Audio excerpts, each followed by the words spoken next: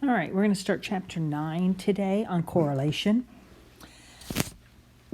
Some of this may look familiar from your college algebra class. It says, suppose a safety inspector wants to determine whether a relationship exists between the number of hours of training for an employee and the number of accidents involved. How would we determine if that relationship exists? Well, what we're going to do is we're going to look for a correlation.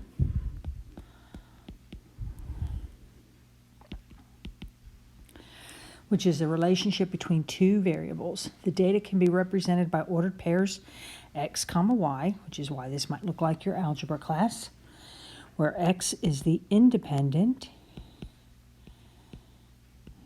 or explanatory variable and y is the dependent variable, sometimes called the response variable. In section 2, we talked about scatter plots, which was an ordered pair that are graphed as coordinates on the coordinate plane. The x variable is measured along the horizontal axis, and the y variable is measured along the vertical axis. So this is your x-axis, this is your y-axis, and we just plot the points very much like we did in section 2.2. If I were to look at this graph, it looks like my dots are all going downhill. So this happens to have a negative, and because it looks like it's in the shape of a line, we call this a negative linear correlation. Likewise, this one looks like it is a positive because it's going uphill. Linear correlation.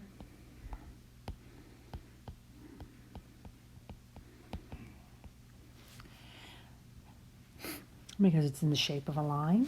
This next one, the dots are all over the place. So this one we would call no correlation at all. And then this last one does look like there's a correlation, but it's not linear. It looks like it makes kind of a mountain. So this is a non-linear correlation. And if you really remember your high school algebra, this is what we call a parabola. We are only going to talk about ones that are linear or no correlation for this class when it comes down to doing anything with the data. We can definitely tell this is nonlinear, but other than that, we're not going to do anything with data that looks parabolic in shape. So, constructing a scatter plot. Again, this was just like we did in section 2.2.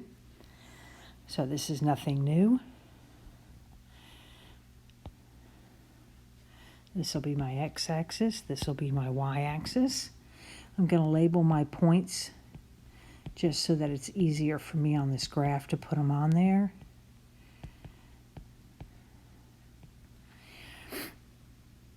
And then I'm going to look for the scale. So my smallest x value is the 0.9. My largest x value is the 4.6.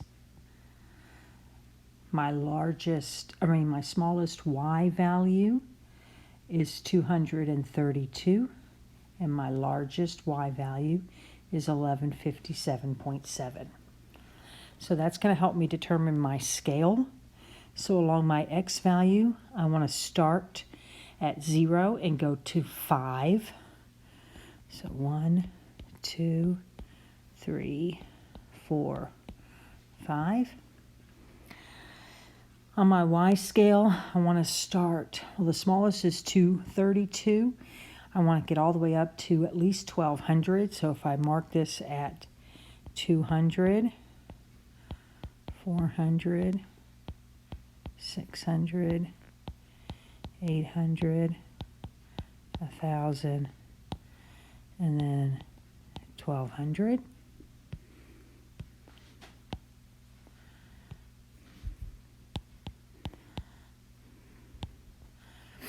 And now I'm just going to plot the points like we did before. So 1.8 and 604.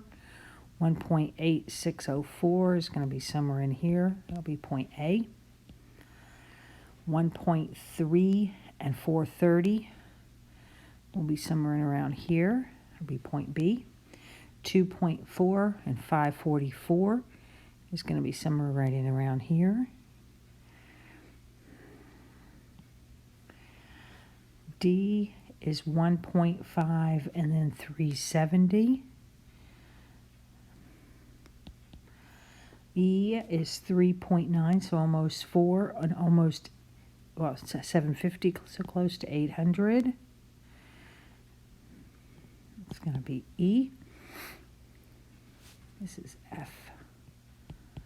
F is 2.1 and then 340. So F is 2.1 and then 340. G is going to be 0.09 or 0.9232. So 0.9232. That's G. H 1.4262. I is 3.0441. And then J is 4.6 and almost 1200. So J is going to be way up here. So now if I look at my data certainly looks to be sort of linear. Most of the points are gathered down low, but basically it's kind of a linear look to it. And so this one we would say that appears to be a positive linear correlation.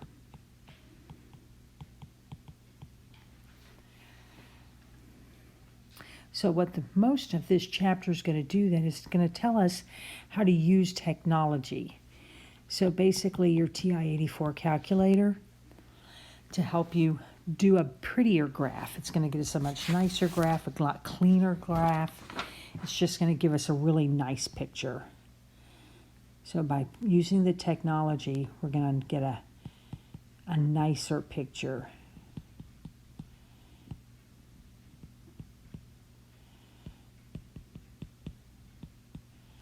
And that's going to help us determine what kind of correlation there is. So to complete this, first thing we want to do is enter the data. On your calculator, you're going to hit Stat, and then Edit, and then you're going to enter the data. When you enter the data into list 1, L1, we're going to hit our X values.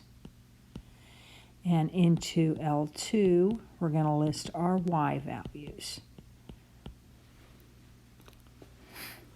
Okay.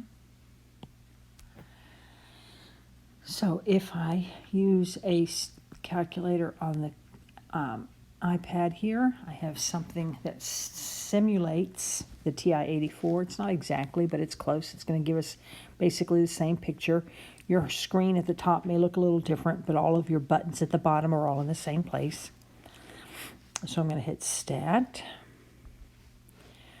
and then Edit, and then into List 1 and List 2, I'm going to enter the data.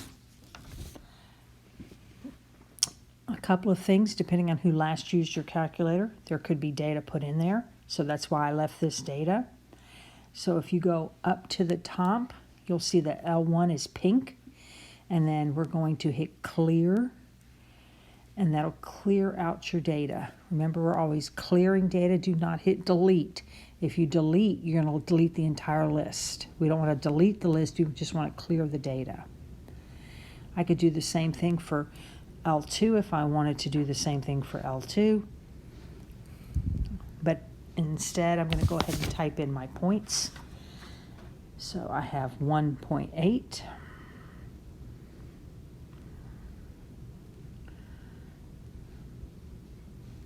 hit enter in between.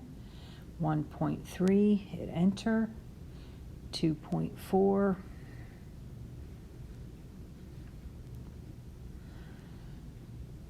1.5, 3.9, 2.1,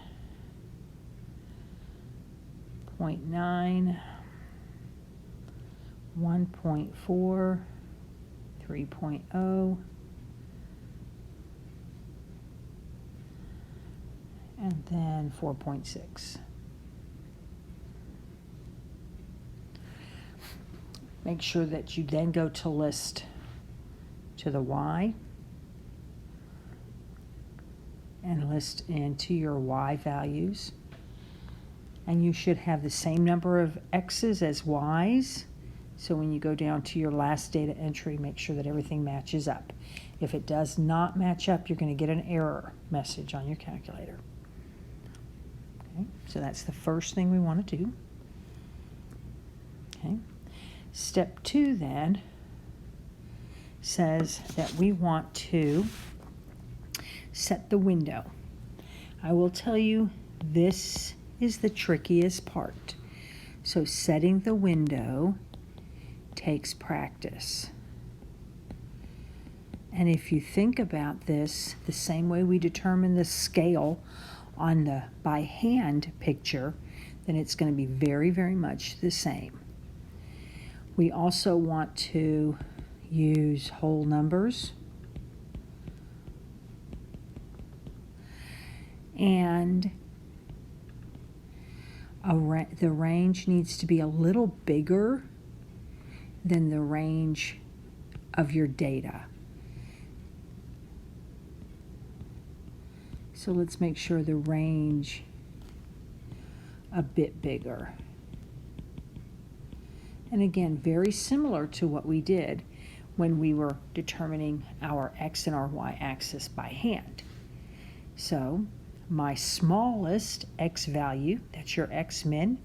In this case, my smallest X value, we started at 0. My largest X value, we ended at 5 here, so 5 is fine. If you want to go out a little bit bigger, we could put 6. So 5 or 6 is fine here. The X scale is your horizontal hash marks. This helps us read the data easier. So in this case, we scaled it at 1. So we're going to get a hash mark every 1 unit. So we're going to enter a 1 here. Similarly for the Y values, we're going to start at 0. That's my smallest Y value. My largest Y value, we ended at 1200 to make sure we captured the largest Y value. We could go at 1200 or 1400. Again, stretching your data out a little bit. That helps see the picture on your calculator more clearly. And the vertical hash marks, your Y scale, we did every 200 units. So the vertical scale is going to be 200. And I am going to use 6, and I'm going to use the 1400 just so I get a bigger picture. So if I go back to my calculator, and I hit window, my X min is 0, my X max is 6. I have a scale of 1 for the hash marks. My Y min is 0, my Y max is 1400, and my Y scale is going to be 200. Okay. Next, we're going to actually graph the scatter plot. So to do this on the calculator, I'm going to hit second stat plot, which is the button above the Y equals key. Once I do that, I'm going to turn on a plot. So I want to make sure plot number 1 is turned on. I do that by making sure that it is highlighted. Once it's turned on, then the first type of scatter plot that my calculator allows me to do. So the first type is a scatter plot, and I'll show you what I mean whenever we look at the calculator.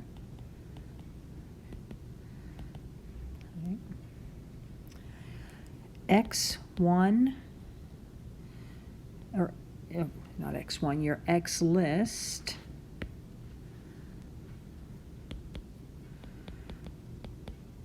should be in L1. Your Y list should be L2, and that's because that's where you entered the data. If for some reason you did not enter it into list 1 and list 2, you're going to have to change this. Okay. Next is the mark that you're going to use, and if you have a calculator with color, there's also going to be a color. Both of these are your choice. So when you look at it, it'll be your choice as to which one you graph, you choose. And then the last thing you're going to do is hit graph to actually get the picture. Okay? So just to summarize, make sure that you have L1 and L2. This is wherever you entered your data, but it defaults to L1 and L2. So make sure that this L1 and L2 matches all the way up here to L1 and L2. Make sure that matches. Okay, so going back to the calculator,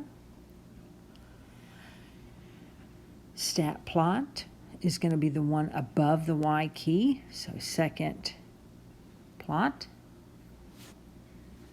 I want to make sure that plot 1 is on, so make sure that it is highlighted. That would be off, this would be on. You can choose black or any other color. I'm going to choose red. The type, now that first one, like I said, is your scatter plot. This next one is a connected scatter plot. This third one is a histogram, if you remember back from chapter 2. Also in chapter 2, these are two different types of box and whisker plots. And then the third one is a cumulative graph. All of these you could do on your calculator. Okay. I have 3 marks to choose from, sort of an oval that's open, a plus sign, or a closed oval. I'm going to pick the closed oval. X list is L1 and L2, which is where we want them to be. Hit enter, and then I'm going to hit graph. And now you can see the scatter plot. That's a much cleaner and a much nicer picture than when I did it by hand. So you can play with this yourself and decide what markings you want. If I go back, I can change this .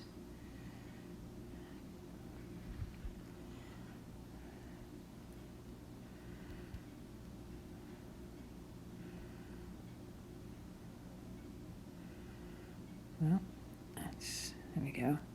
I can change it to say plus signs, and I can change my color. So we'll do magenta this time with plus signs. Hit graph. Now you'll see the plus signs. So the look of that is up to you. If you don't have a color calculator, black and white works just fine. Okay.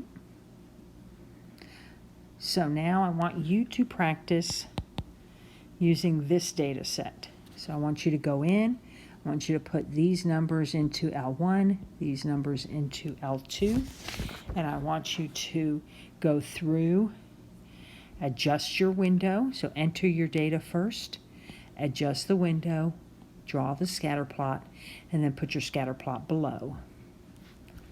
Practice using your calculator. All right. So moving on then, the correlation coefficient is a measure of the strength and the direction of a linear relationship between two variables. So remember, we talked about here having a negative correlation, positive correlation, no correlation, or nonlinear. So the correlation coefficient is going to tell me how strong the connection is between the x values and the y values. So it's going to measure the strength and then the direction.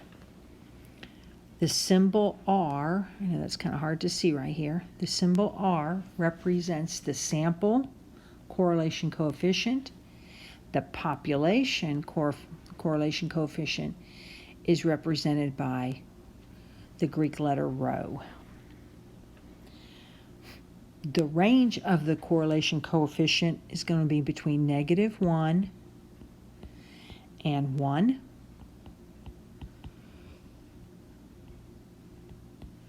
Between -1 and +1. The closer to -1 tells us the stronger the negative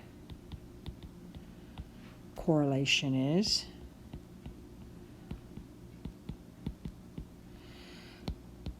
Numbers that are closer to +1 tell us that we have a stronger positive correlation.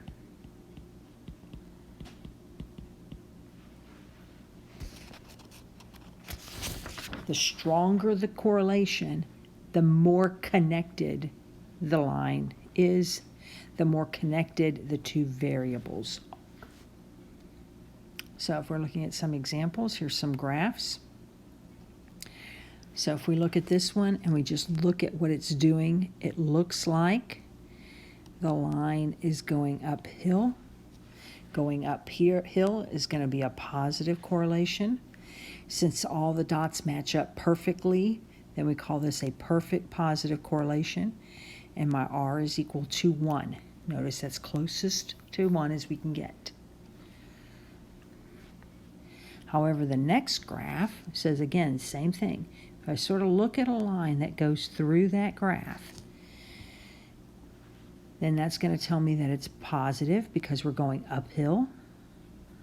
It's a pretty strong correlation because all of the dots are centered around that line. So all of your dots are tight together around the line. So they're tighter together. The correlation coefficient, the R value, is 0.81. So it's close to +1. It's not perfect, but it's close. Right? This one here, if I draw a line through, you'll see that the dots are further apart. The further apart the dots are, the less correlation we have. It's still positive because it looks like it's going uphill, but it's a weaker correlation, and my R value is 0.45. So it's a weaker correlation. Likewise, on the next ones, if we go for the first one, it is negative because it's going downhill. It's perfect because my line would hit on each one of those dots. So my correlation coefficient, my R value, is -1. This next one, again, if you think about drawing a line through the data, kind of in the center of it, it's going to have a strong negative correlation. And because it goes downhill, in this case, the example was R was equal to 0.92. And then if you look at this last graph, it does have a correlation, but that's really no relationship. So there's no real relationship.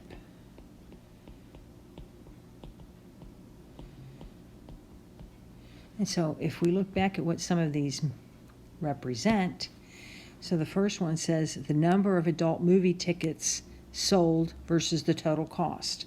Well, every movie ticket costs the same amount, so the total amount of tickets you sell, obviously, the more money you're going to get. So as the tickets increase, so does the total cost. Is there a correlation between your shoe size and your height? Well, here is your height in inches, here is your shoe size, and there is a positive correlation. That's why taller people have bigger feet, typically. The next one says income per year versus the amount you spent on milk. Is there a correlation between how much money you make and how much money you spend on milk? Not necessarily a real good correlation. So that's why this is called a weak correlation. The exam score for this one, the more you miss, the lower your score. Definitely a negative correlation. Number of absences versus your test grade. Well, the more you're absent, probably the lower your test grade. So that would be a strong correlation, but it's going to decrease because your test grade will go down. And then the last one, IQ score and height. There is no correlation between IQ score and height.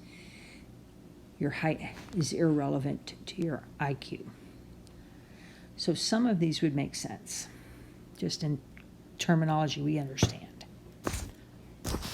All right. So now, again, we're going to use technology to find this correlation coefficient. So, and we're going to use the data that we already have in our calculator. All right. So, steps to finding R. First, we have to enter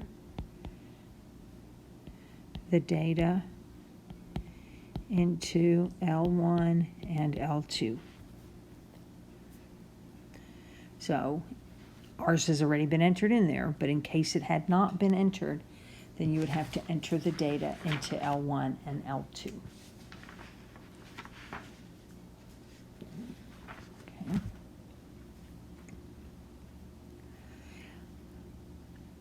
Then you're going to hit Stat, Calculate, and we're going to hit number 4, which is linear regression, AX plus B. Once you do that, then you're going to have some choices. And again, your X list should be in L1.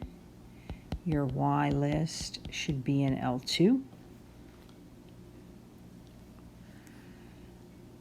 That's why it's important that we put them in L1 and L2 so that they match. All right. It's going to give you an option as to where you want to store your regression equation. For now, we're going to leave this part blank. For this course, we're just going to leave it blank. We don't need that information. Then make sure that you hit Calculate. So make sure that you hit Enter. Okay. So basically what this is going to do for us is it's going to give us a line that we call best fit. So linear regression, the AX plus B gives us what we call the line of best fit. and we'll talk more about this in section 9.2. But basically, just like I sort of drew this line right here, that's what the line of best fit is going to do, is it's going to actually plot the line that we think fits the data as best we can get it to fit. So once you hit all of this on your screen, we should have the following. You should see where it says linear regression. You should see y equals ax plus b. A is equal to, and it'll give us an answer, b is equal to, r squared is equal to, and then r is equal to. This is the value we're looking for. That's your r. That's the r value we're looking for.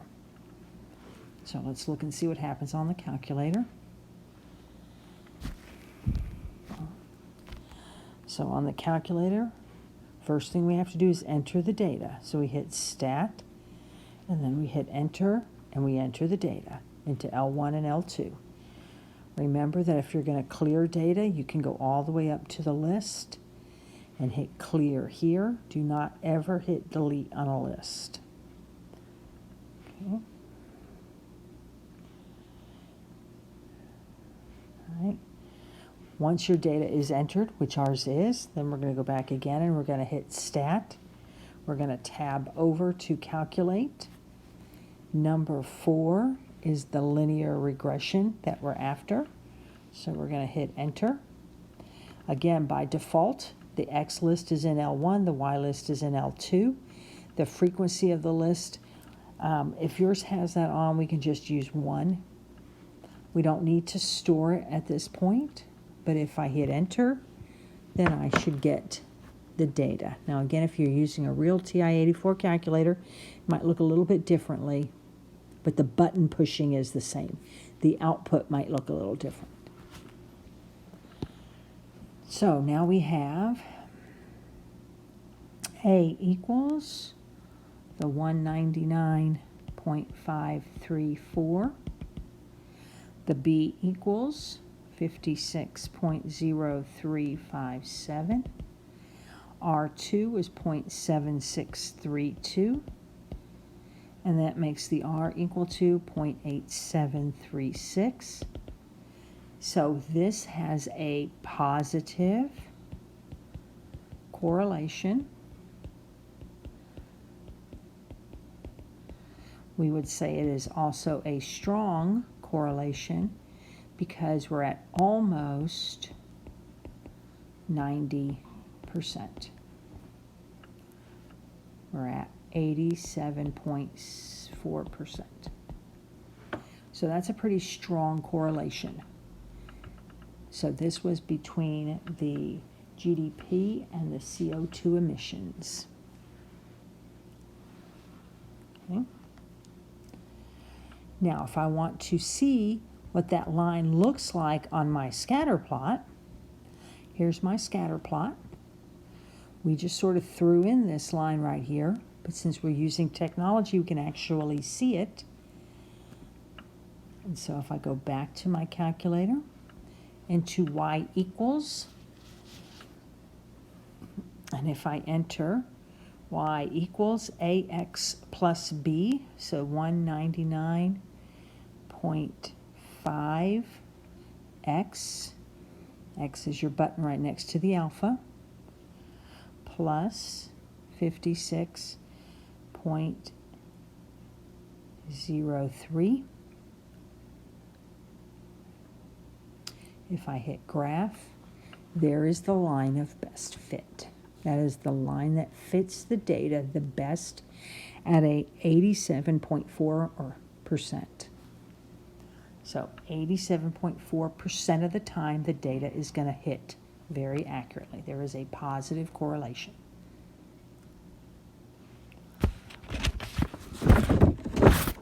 Okay. So again, now that we know how to find the R value, using the data that you have in your calculator with the exercise versus the GPA, I want you to find the R value.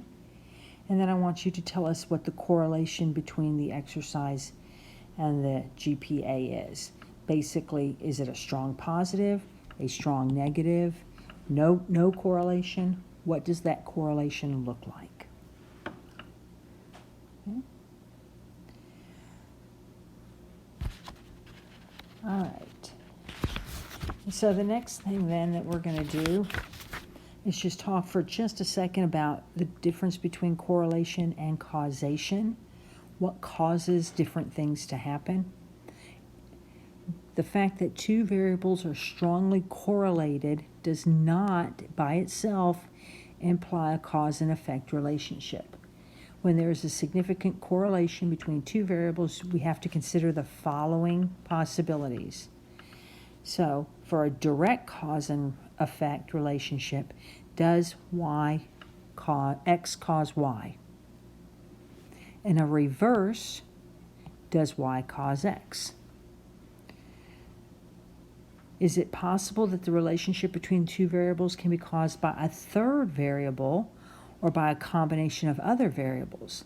We call these lurking variables. And then last, is it just possible that the relationship is a coincidence? Obviously, the more data you have to support things, the better your results are going to be. You'll have less of these outlying things, less lurking variables, less coincidence, the more data you have. We're only using 10 pieces of data, and pretty much we can draw conclusions based on those 10 pieces of data for what we're doing. That's not always the case. More data is better results. And that will wrap up section 9.1.